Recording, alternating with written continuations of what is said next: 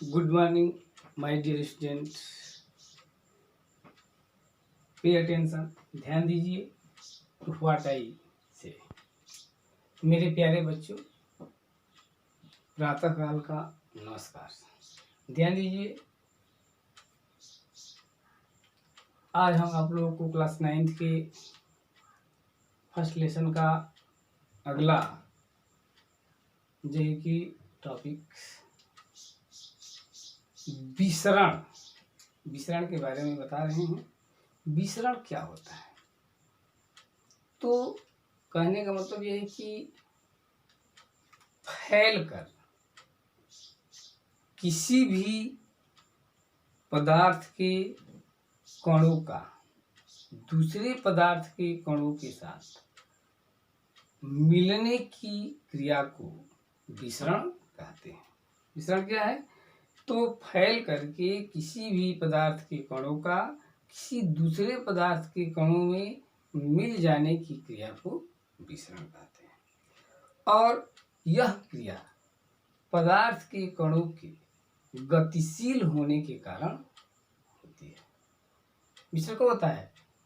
क्यों होता है? क्योंकि पदार्थ के कण गतिशील होते हैं। यदि पदार्थ के कण गतिशील नहीं होते तो विसरण क्रिया नहीं होती थी। विसरण क्यों होती है? क्योंकि पदार्थ के कण क्या होते हैं? गतिशील होते हैं। ठीक है ना? ताप बढ़ाने पर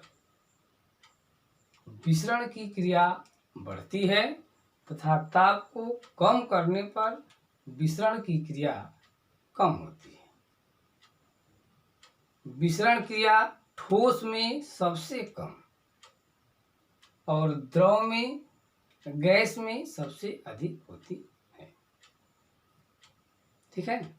तो विसरण का यदि परिभाषा लिखना होगा तो हम कैसे लिखेंगे? तो ध्यान से सुनिए और इसको कॉपी पर नोट करते चलिए। विसरण क्या है? तो फैल करके किसी भी पदार्थ के कणों का दूसरे पदार्थ के कणों के साथ मिल जाने की क्रिया को विसरण कहते हैं। कैसे? फैल करके किसी भी पदार्थ के कणों का किसी दूसरे पदार्थ के कणों के साथ मिल जाने की क्रिया को क्या कहते हैं? विसरण कहते हैं। विसरण क्रिया में क्या होता है? ताप बढ़ाने पर विसरण की क्रिया बढ़ती है। ताप करने पर विसरण की क्रिया कम होती है। ठोस में विसरण बहुत कम होता है जबकि गैस में विसरण सबसे अधिक होता है। ठीक है? अब हमारा ये हो गया टॉपिक। नेक्स्ट टॉपिक ये है पदार्थ की अवस्था में परिवर्तन। पदार्थ अपनी अवस्था में परिवर्तन करता है। ठीक है ना? क्या करता है? पदार्थ अपनी अवस्था में परिवर्तन करता है। ठीक है ना? तो पदार्थ की अवस्था में परिवर्तन दो प्रकार से होता है। कितने प्रकार से होता है? पदार्थ की अवस्था में परिवर्तन दो प्रकार से होता है। फर्स्ट नंबर, ताप में परिवर्तन करके, और दूसरा दाब में परिवर्तन करके। किसी भी पदार्थ के यदि हम ताप में परिवर्तन करते हैं तब उस पदार्थ की अवस्था बदलती है, या दाब में परिवर्तन करते हैं तब उसकी अवस्था बदलती है। यदि ताप बढ़ाते हैं तो पदार्थ ठोस अवस्था से द्रव अवस्था में, और बढ़ाएंगे तो द्रव अवस्था से गैस अवस्था में परिवर्तित हो जाता है। ठीक उसी प्रकार ताप कम करते हैं तो गैस अवस्था से द्रव अवस्था में, और कम करेंगे तो द्रव अवस्था से ठोस अवस्था में। मतलब कि ताप परिवर्तन करने पर पदार्थ की अवस्था बदलती है। तो पदार्थ की अवस्था में परिवर्तन ताप के कारण होता है। उसके लिए कुछ परिभाषाएं हैं जिसको हम अभी बता रहे हैं। आप लोग ध्यान से सुनिए और उसके बाद उसको नोट कर लीजिएगा। पहला कार्य है कि गलन तथा गलनांक। ध्यान से सुनिए, पहला क्या है? गलन तथा गलनांक। ठीक है। इसके बाद सेकंड है क्वथन तथा क्वथनांक। पहला क्या था? गलन तथा गलनांक। दूसरा है क्वथन तथा क्वथनांक। तीसरा नंबर द्रवीकरण तथा ध्रुवणांक। पहला गलन तथा गलनांक, ठीक। दूसरा क्वथन तथा क्वथनांक।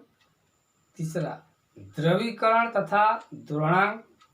और चौथा हिमीकरण तथा हिमांक। नोट कर लिए।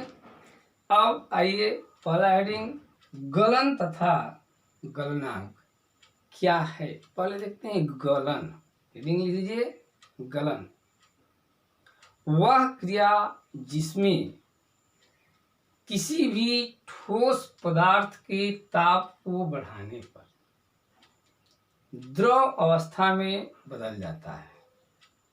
वह क्रिया जिसमें किसी ठोस पदार्थ के ताप को बढ़ाने पर वह द्रव अवस्था में बदल जाता है, इस क्रिया को गलन कहते हैं। क्या कहते हैं? गलन। तथा वह ताप जिस पर कोई पदार्थ ठोस अवस्था से द्रव अवस्था में वायुमंडलीय दाब पर बदलता है। वह ताप जिस पर कोई ठोस पदार्थ वायुमंडलीय दाब पर द्रव अवस्था में बदल जाता है, उसे गलनांक कहते हैं। उस ताप को क्या कहते हैं? गलनांक कहते हैं। ठीक है। जैसे पानी, बर्फ है, बर्फ का गलनांक ताप बढ़ाएंगे तो बर्फ जो है कि गलने लगता है। कितने पर? तो 0 डिग्री सेंटीग्रेड पर। तो गलन हो गया और गलनांक। अब पता कि क्वथन तथा क्वथनांक। तो पहले क्वथन नोट कर लीजिए। क्वथन वह क्रिया जिसमें कोई द्रव गैस अवस्था में बदलती है, जिसको गलन कहते हैं। वह क्रिया क्वथन कहते हैं। वह क्रिया क्वथन, वह क्रिया जिसमें कोई द्रव गैस अवस्था में बदलती है, उस क्रिया को गलन कहते हैं, क्वथन कहते हैं। वह क्रिया जिसमें कोई भी द्रव गैस में बदलती है, उसको क्वथन कहते हैं। तथा वह ताप जिस पर वायुमंडलीय दाब पर कोई भी द्रव गैस अवस्था में बदलने लगता है, वह ताप जिस पर वायुमंडलीय दाब पर कोई भी द्रव गैस अवस्था में क्या करता है? बदलने लगता है, उस क्रिया, उस ताप को क्वथनांक कहते हैं।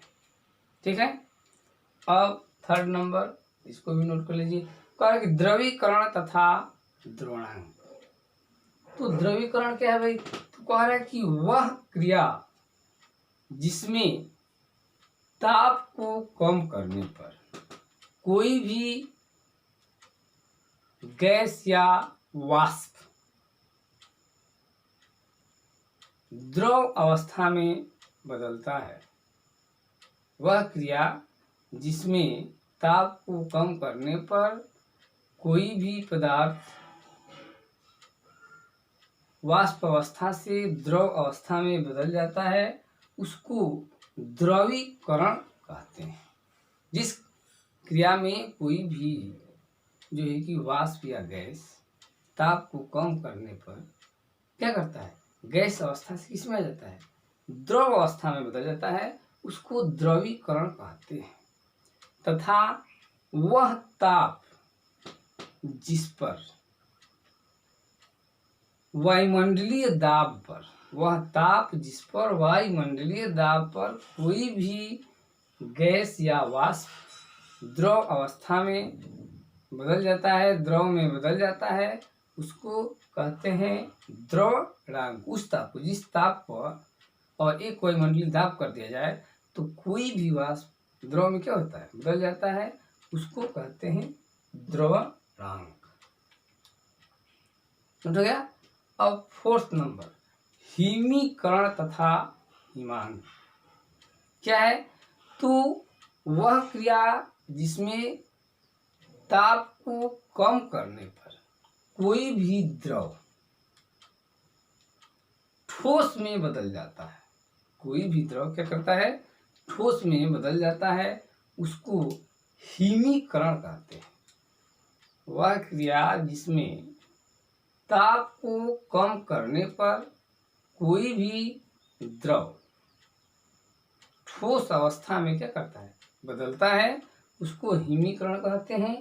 तथा वह ताप जिस पर एक वायुमंडलीय दाब पर या वायुमंडलीय दाब पर कोई भी द्रव ठोस अवस्था में बदलता है, उस ताप को हिमांक कहते हैं। वह ताप जिस पर कोई भी द्रव एक वायुमंडलीय दाब पर ठोस अवस्था में बदल जाता है, उस ताप को हिमांक कहते हैं। That's all for today. आज के लिए इतना ही।